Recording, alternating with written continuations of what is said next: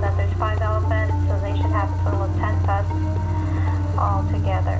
Just because sometimes it's hard to see all 10 of them, and it's best if you distinguish each elephant first and then color the 2 tops.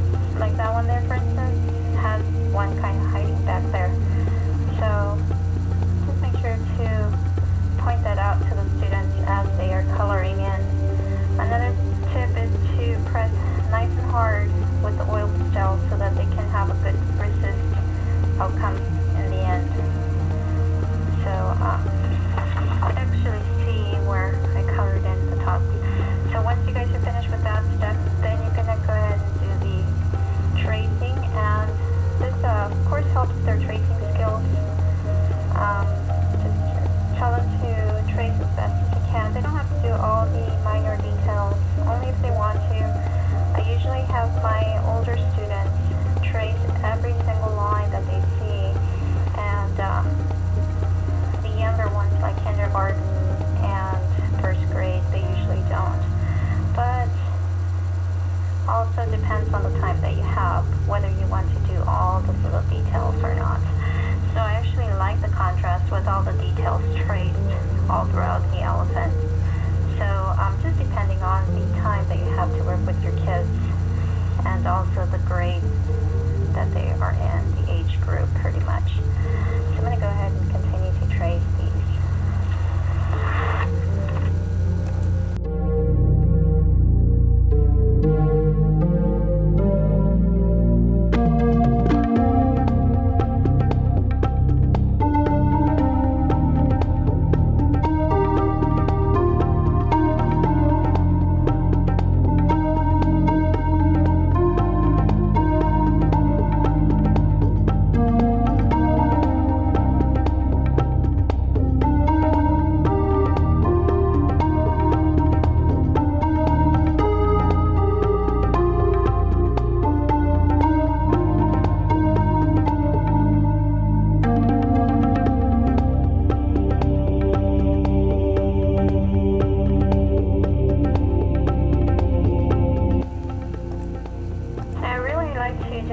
Emphasize on the fact that the students also have to trace the grass lines. If it gets a little bit smudgy, that's okay, because this is oil pastel that we're working with, so it's going to get all over the place. But eventually we start adding some paint and that kind of goes away, so don't worry if it does get smudgy all over the place.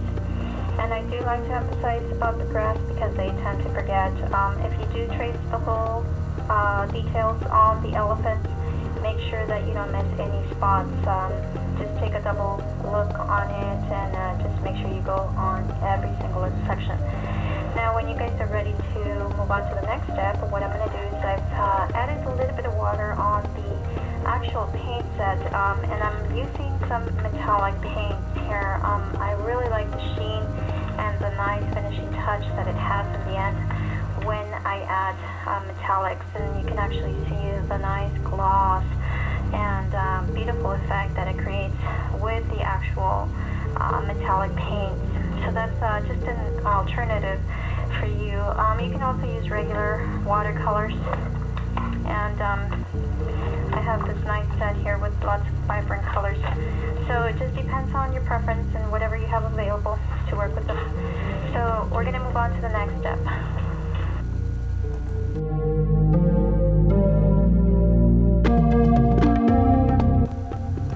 I like to use the elephants precisely because we talk about Chinese watercolors and how washes really help spread out the paint in a very nice way, and it just happens simultaneously.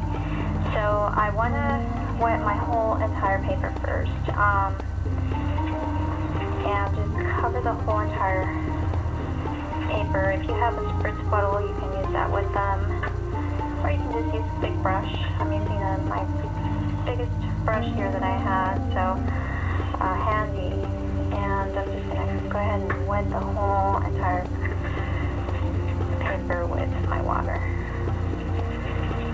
And just one coat will be sufficient because we're still going to add the watercolors over. And I'm just doing this very, very quickly, just so that And as soon as I finish spreading it out, I'm going to go ahead and randomly choose colors and start spreading them all throughout that water. So it just doesn't matter where I'm. Just go ahead and get some different tones in there. And very, very quickly, randomly, get a little bit from here.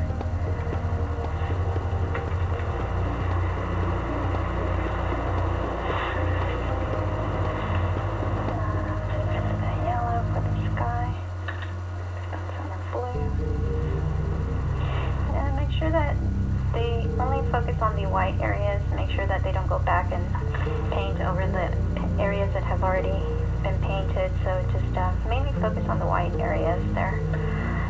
Just one thick coating of paint will be sufficient. I'm going to add some green here for my grass areas. Just very, very quickly. Put a little bit more of that brown, bright red. So your image kind of disappears. Then as soon as they are finished with the step, they are to crumple it up and just very, very softly make it into a ball. Now you definitely don't want to squeeze it hard, otherwise it's going to be difficult to open it back up again.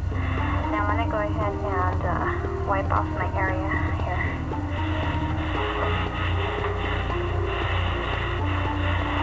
So that I can open up my image. When you open it up for them, this step can get a little bit challenging. Just make sure you do it very carefully, kind of let it loose, and kind of opens up on its own. And when it does, you can lay these out so that they can dry in a safe place. And that way you have this beautiful work of art, almost like a boutique effect that they have completed. So make sure that as soon as you're finished, the most challenging part, like I said, is opening it back again. And when this dries, you can just mount it onto a construction paper like this. You can choose, or just you know, if you don't have scrapbooking paper, you can use construction paper, and that's what we'll do.